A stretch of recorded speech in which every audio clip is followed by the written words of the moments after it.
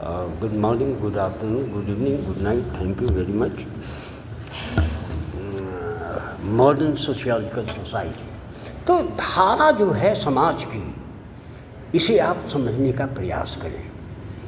समाज 1838 में जो था और समाज जो 2025 नवंबर में है, वो उसमें मौलिक रूप से परिवर्तन आ चुके हैं।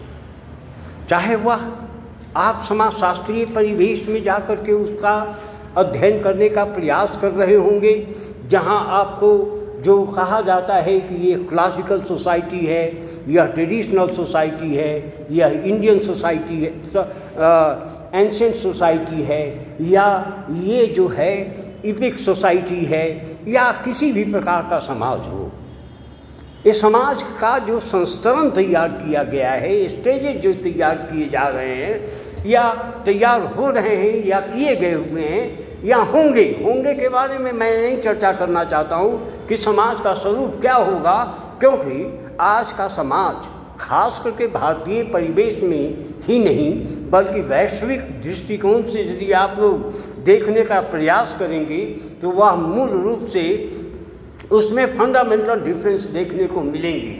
आज हमारा समाज पूरी दुनिया का समाज जो है, समाज कहने का मतलब है कि सार्वभौमिक समाज, और एक समाज कहने का मतलब होता है भारतीय समाज या रशियन सोसाइटी या यूरोपियन सोसाइटी भी नहीं, यूरोपियन सोसाइटी का भी एक कैटेगरी अलग है। वहाँ पर जो है फ्रांस की सोसाइटी का नेचर अलग है और वहीं पर ब्रुसेल्स का अलग है, वहीं स्विट्जरलैंड अलग का समाज अलग है, और उसी तरह से भारतीय समाज की धारा जो है वह अपनी भिन्नता में विश्वास करता है, अनेकता में विश्वास करता है, लेकिन सभी जगह पर एक अनेकता में एकता की धारा जो है वह प्रिवेल करती रहती है। इसी में जो है आपका जो क्लासिकल सोशियोलॉजिकल थॉट है या थिंकर है, उसके बीच में जो अगस्त कुम्त आता है, जिसके संदर्भ में मैंने स्पष्ट रूप से आप लोगों के बीच में रखा था कि यह फ्रेंच है। 1838 में positive polity and positive philosophy के माध्यम से सोशियोलॉजी रूपी टर्मिनोलॉजी को क्वाइन करने का प्रयास किया है। उसी के साथ ही वह यह भी एस्टैब्लिश करने का प्रयास किया कि अब तक का समाज जो है वह कितने चरणों में विभाजित किया जा सकता है। तो उसने हायरार्की ऑफ सोसाइटी की धारा को विश्लेषित करने का प्रयास किया और उसी विश्लेषण के तहत उसने सोसाइटी के 3 डिफरेंट स्टेजेस की चर्चा की है। पहला स्टेज जो है मूल रूप से वह थियोलॉजिकल स्टेज है, जहाँ पर सोसाइटी का इमर्जेंस मानता है वो, वहीं दूसरी तरफ से मेटाफिजिकल स्टेज मानता है सोसाइटी के डेवलपमेंटल डायमेंशन को एस्टैब्लिश करने के लिए, और तीसरी धारा जो है वह मूल रूप से आप देखेंगे तो वह पॉजिटिविस्टिक सोसाइटी है, जहाँ पर आधुनिकता को और जहाँ पर वैज्ञानिकता को, जहाँ पर तार्किकता को, जहाँ पर वस्तुनिष्ठता को, अर्थात number 1 practicality, number 2 empiricality, number 3 qualitative orientation, number 4 जो है नॉन इथिकलिटी, और नंबर 5 जो है वह थ्योरेटिकलिटी के कॉन्सेप्ट के आधार पर पॉजिटिविज्म के नोशन को डिफाइन करने का प्रयास किया और इसे कहा कि यह साइंटिफिक सोसाइटी है। यहाँ नॉलेज अर्थात नो हाउ का कॉन्सेप्ट डेवलप किया है, जहाँ मैकेनिकल सॉलिडरिटी अधिक होगी। ये नहीं कहने, और यहीं से चाहे वह चाहे वह इमानुएल डर्कहाइम हो, चाहे कार्ल मार्क्स हो, या आज के भी समाजशास्त्री जितने अधिकांश लोग हैं वह किसी भी प्रकार से उनके विचारधारा को अस्वीकार नहीं कर सकते हैं। कारण एक ही है, कि उसने पॉजिटिविज्म को जो एस्टैब्लिश किया है वह इवोल्यूशनरी थ्योरेटिकल पैराडाइम के आधार पर प्रयास किया है और स्थापित किया है, जिसकी 5 मान्यताएं हैं, जिनकी मान्यताएं 5 है। Number one, change always takes in the society on the basis of graduality. It means graduality is the most important factor for the creation of any change in any society of the world. और जहाँ तक change की बात है तो इन्होंने स्पष्ट रूप से कहा कि चेंज में 2 धाराएं होती हैं, एक change in the structure of the unit and change in the normative unit of the society. These 2 factors are responsible to create change in any society of the world. This is the major perspective developed in the theory of positivism by Auguste Comte. ये धारा है, एक current है, और दुनिया का social science में सबसे पहला स्कूल जो है एस्टैब्लिश करने का श्रेय August Comte, Herbert Spencer, H Morgan, उसके बाद डब्ल्यू.जी. समनर अर्थात विलियम ग्राहम समनर को जाता है। इसके अलावा ई.बी. टाइलर और हॉबहाउस को भी इसी कैटेगरी में रखने का प्रयास किया है। दूसरी मान्यता है कि change takes place in society from simplicity to complicity.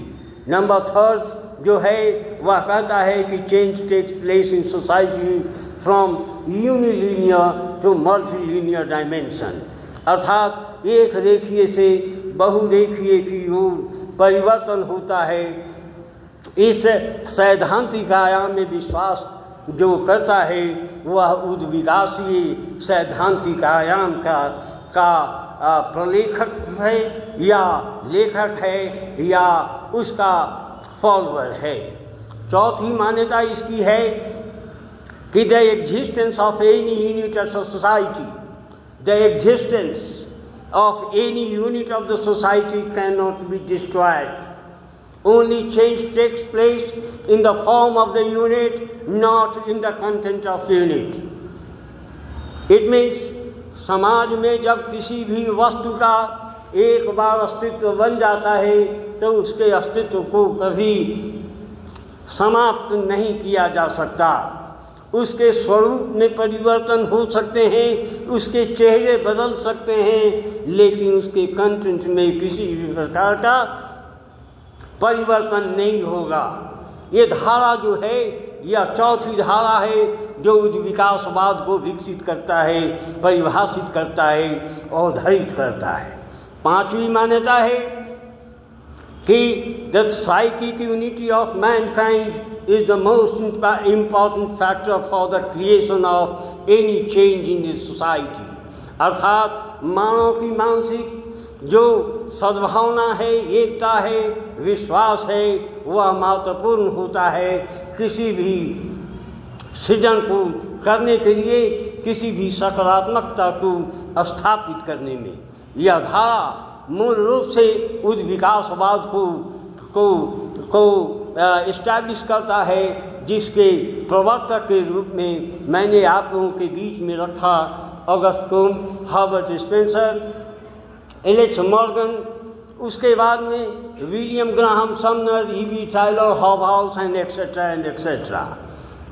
हालांकि आज भी दुनिया का कोई भी ऐसा व्यक्ति नहीं है जो विकासवाद की धारा में विश्वास नहीं करता है, भले ही वह कहता हो कि मैं अब उस पर विश्वास रखता हूँ, लेकिन वह किसी न किसी रूप में उस विकासवाद की धारा को मजबूत करता है। चाहे वह इमाइल डर्कहाइम की थ्योरेटिकल पैराडाइम हो जो कंपैरेटिव सोशियोलॉजी के रूप में डेवलप किया है, या मैक्स वेबर जो जर्मन फिलोसोफर हैं, सोशियोलॉजिस्ट हैं, उन्होंने भी सोशल एक्शन के आधार पर समाज को परिभाषित करने का प्रयास किया है। वह भी किसी न किसी रूप में उद्विकासवाद की धारा को विश्लेषित करते हैं। आज टार्कर पार्सन्स ने भी इसकी गंभीरता को समझा है और इसने जो है 21st सेंचुरी के लिए इस धारा को भी महत्वपूर्ण माना है।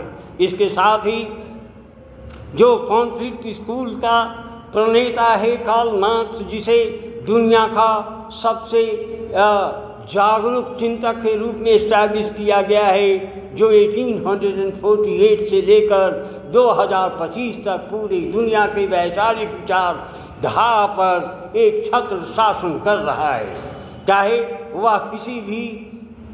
चाहे उसकी कितनी भी आलोचना की जा रही हो, चाहे उसके चिंतन को अस्वीकृत किया जा रहा हो, लेकिन आज भी पूरी दुनिया मार्क्सवादी चिंतन के माध्यम से समाज को परिभाषित करने का प्रयास कर रहा है।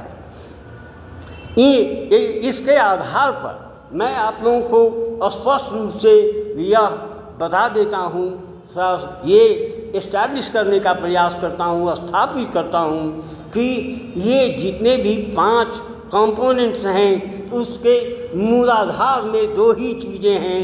एक है साइकोलॉजिकल रिडक्शनिज्म और दूसरा जो है हिस्टोरिकल इवोल्यूशनिज्म। ये मेरी धारा नहीं है, यह इमाम डर्कहाइम ने इस्टेब्लिश किया है कि इमाम डर्कहाइम की एक पुस्तक है जो 1892 में प्रकाशित हुई है, जिसे कहा गया है the rules of sociological method. The rules of sociological method के माध्यम से ही उसने कंपैरेटिव मेथोलॉजी और कंपैरेटिव स्कूल और सोशियोलॉजिस्टिक स्कूल की धारा को परिभाषित किया है। वह परिभाषा मूल रूप से सोशल फैक्ट पर आधारित है और कहा है कि सोशल फैक्ट कुछ नहीं होता, वह एक्सटीरियरिटी और कॉन्स्टेंट के आधार पर जनरलिटी को तय करता है। तो इन चिंतनों के आधार पर आप लोगों को पढ़ना चाहिए। Thank you very much.